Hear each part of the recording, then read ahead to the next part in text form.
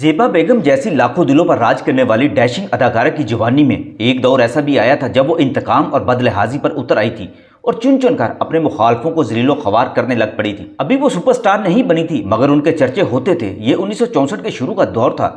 उस वक्त का सबसे बड़ा फिल्मी अखबार उनके मोहसन का था, जो जेबा की तस्वीरें सबसे नुमायां करके उन्हें वायरल करते तो लोगों में जेबा के हुस्न की दास्तानें मशहूर हो जाती और उनकी फिल्मों का बोलबाला भी होने लगा था। जेबा की कामयाबियों में उस मोहसन का बहुत बड़ा हाथ था। हर दूसरी फिल्म खबर में जेबा का जिक्र होता, लेकिन जब अदाकार मोहम्मद अली ने जेबा को थप्पड़ मारा तो जेबा को लगा वो तो बहुत कमज़ोर औरत हैं। फिल्मी दुनिया में जीना है तो किसी ताकतवर हीरो या बाअसर शख्स का साथ लाजमी होना चाहिए। जेबा ने देख लिया था कि पूरी फिल्म इंडस्ट्री मोहम्मद अली के एक औरत पर थप्पड़ उठाने पर उसको शर्मिंदा नहीं कर पाई। ना ही कोई उनसे पूछ रहा है कि तुमने एक औरत पर हाथ क्यों उठाया। शायद कोई एक बंदा भी अगर उस वक्त जेबा पर उठाए हुए हाथ को पकड़ लेता और मोहम्मद अली को समझाता और माफ़ी मंगवाता तो जेबा आने वाले सालों में अपना जाबराना रवैया अख्तियार करने पर मजबूर ना होती और अपने मोहसिन को सरेआम रिश्वा ना करती, जिसने जेबा को हीरोइन बनाने और उसको अपने अखबार में सबसे ज़्यादा जगह देकर उस दौर में सबसे ज़्यादा मशहूर कर दिया था। मगर जेबा जब नफरत और आतिश का नमूना बनी हुई थी तो उस दौर में उन्होंने अदाकार सुधीर के साथ अपने ताल्लुकात इस्तवार कर लिए थे।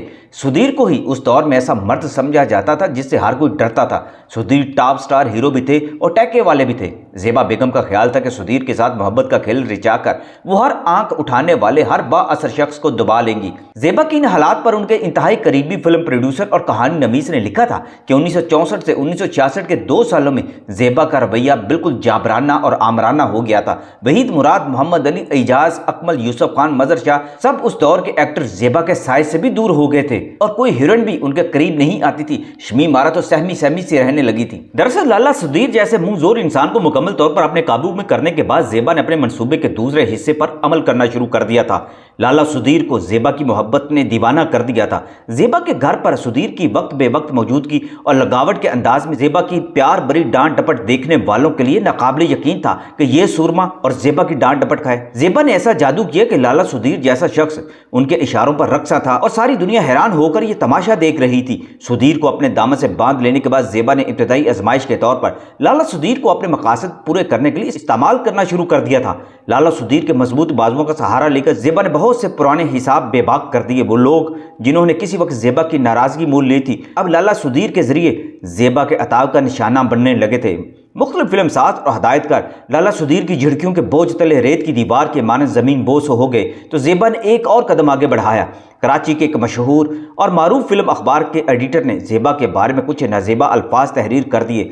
ये वही एडिटर थे जिन्होंने इब्तदाई दौर में जेबा को सहारा देकर अपने कदमों पर खड़ा होने की तौफीक बख्शी थी। जेबा को स्टार बनाने में उनकी कोशिशों का बहुत बड़ा हाथ था, मगर जेबा का मिजाज बरहम और मुंतकिम हो चुका था। कोई और वक्त होता तो वो मसलहतन खून के घूंट पीकर खामोश हो जाती, मगर अब उन्हें लाला सुधीर जैसे मजबूत सहारे की पुष्टपनाही हासिल हो चुकी थी। जेबा ने एक रोज फिल्म स्टूडियो में सबके सामने उस एडिटर की टाई पकड़ ली और उन्हें बुरा भला कहना शुरू कर दिया और किसी ने आगे बढ़कर जेबा को टोकने की हिम्मत नहीं की थी। ये वही एडिटर थे जिनके सामने को ऊंची बात भी नहीं करता था और हर कोई उनका अदब करता था क्योंकि वो किरदार के बेदाग और बड़े मुखलिस इंसान थे। मगर जेबा ने जब उनका गिरेबान और उनकी टाई को पकड़ा तो किसी को जुर्रत न हुई कि जेबा को आगे बढ़कर रोक सकता, क्योंकि जेबा के दोष बदोश तो लाला सुधीर खड़े थे। इस पहाड़ से टकराने के लिए बहुत जिगरे की जरूरत थी। एडिटर ने तो अपनी दरवेशाना तबीयत से मजबूर होकर उस वक्त खामोशी इख्तियार करना ही मुनासिब समझा, मगर जेबा के इस तर्ज अमल ने उन्हें बिल्कुल बागी कर दिया था। उन्होंने बतौर एहतजाज अपने फिल्मी अखबार के सफ़ात में से जेबा का बाइकआउट कर दिया।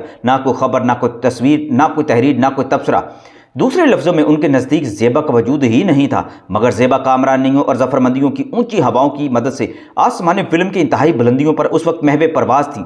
एक हसास और मोहसन अखबार नवीस के जज्बात के बारे में सोचने की जेबा को बिल्कुल फुर्सत नहीं थी। जेबा के करीबी दोस्तों ने भी उन्हें इस मोहसन कशी पर तनकीद का निशाना बनाया, मगर जेबा किसी और ही धुन में थी। अपने मोहसन को सरेआम जलील करने के बाद जेबा की अगली मंजिल बड़ी महफिल में अब मोहम्मद अली को रुसवा करना था, मगर इस मकसद का हसूल इतना आसान न था। मोहम्मद अली जैसे शेर नार को सरेआम जलील करवाना कोई मामूली काम न था। ना ही सुधीर महज जेबा के एक इशारे पर यह भारी पत्थर उठाने के लिए आमादा हो सकते थे, मगर जज्बा इंतकाम ने जेबा की अकल और आंखों पर पट्टी बांध दी थी। वो इंतकाम की आग में जल रही थी और इस भड़कती हुई आग को ठंडा करने के लिए मोहम्मद अली की तजलील बहुत जरूरी थी। इससे कमतर कोई चीज जेबा के गैज़ो गज़ब को ठंडा करने के लिए काफी नहीं थी। انہیں ہر قیمت پر محمد علی کا سر جھکانا تھا، ان کی توہین اور ذلت کرنا تھی، لیکن لوہا ابھی اتنا گرم نہیں ہوا تھا کہ اس پر ضرب لگائی جا سکے اور موم کی ناک کی طرح اپنی مرضی کے مطابق موڑا جا سکے۔ زیبا وقت کے انتظار میں تھی، مگر وقت تھا کہ گزرتا نہیں تھا۔ جذباتی اور رومانی لمحات میں وہ دبی زبان میں بارہا محمد علی کے خلاف اپنے غصے اور ناراضگی کا اظہار کر چکی تھی۔ وہ محمد علی کے خلاف سدھیر کے دل میں غصے اور نفرت کے جذبات بڑھانا چاہتی تھی، مگر لالا سدھیر کی جانب سے پذیرائی حاصل ہو نہیں پا رہی تھی۔ وہ ابھی تک سدھیر کے غیظ و غضب کو اکسانے میں کامیاب نہیں ہو سکی تھی، اور پھر انہیں یہی حل ملا کہ وہ سدھیر سے اب شادی کر لیں، تاکہ شادی کے بعد تو سدھیر ان کی ہر بات ماننے پر مجبور ہو جائیں گے۔ سدھیر سے شادی کی خبر سن کر اداکار محمد علی حقیقت میں تڑپ اٹھے تھے اور شدید ڈپریشن میں چلے گئے تھے۔ یہ وہی دور تھا جب محمد علی کی نیندیں ان سے روٹھ گئی تھی، اور نہ وہ گھر میں اور نہ اسٹوڈیو میں، جہاں بھی انہیں پھر جگہ ملتی تھی وہ سڑکوں پر بھی سو جاتے تھے۔ سدھیر سے شادی کر کے زیبا نے محمد علی کو تڑپا کے تو رکھ دیا، اور ان کی سوچ یہی تھی کہ انہوں نے محمد علی کو ایک طرح سے دھتکار دیا ہے، مگر یہ گھاٹے کا سودا نکلا۔ جب سدھیر سے نکاح کر لیا تو سدھیر کے اندر کا پٹھان باہر نکل آیا، اور زیبا پر فلموں میں پابندیاں لگا دی گئیں، اور سدھیر نے انہیں گھر بیٹھا دیا، پہرے دار بھی بٹھا دیے، اور زیبا بیمار پڑ گئی۔ وہ مرنے کے قریب تھی جب انہیں اپنا وہی محسن یاد آ گیا جس نے زیبا کو پروان چڑھایا تھا۔ پوری فلم انڈسٹری میں کوئی ایک بندہ ایسا نہیں تھا جو اس وقت زیبا کی دلجوئی کرتا۔ زیبا نے کسی طرح انہیں میسج بھی بھجوایا کہ زیبا مرنے سے پہلے ان سے ملنا چاہتی ہیں۔ یہ سن کر وہ مسیحا بن کر زیبا سے ملے تو زیبا نے رو رو کر ان سے معافیاں مانگی، اور پھر یہیں سے زیبا دوبارہ اپنی رونقوں والی زندگی میں واپس لوٹ آئیں۔ یہ مشہور ایڈیٹر الیاس رشیدی صاحب تھے اور نگار کے مالک تھے۔ الیاس رشیدی ہی وہ شخصیت تھے جنہوں نے پاکستان میں فلموں کے لیے آسکر ایوارڈ جیسا ایوارڈ شروع کیا تھا، اور بہترین فلموں اور اداکاروں کو نگار ایوارڈز دے کر ان کی اہمیت کو جگایا تھا۔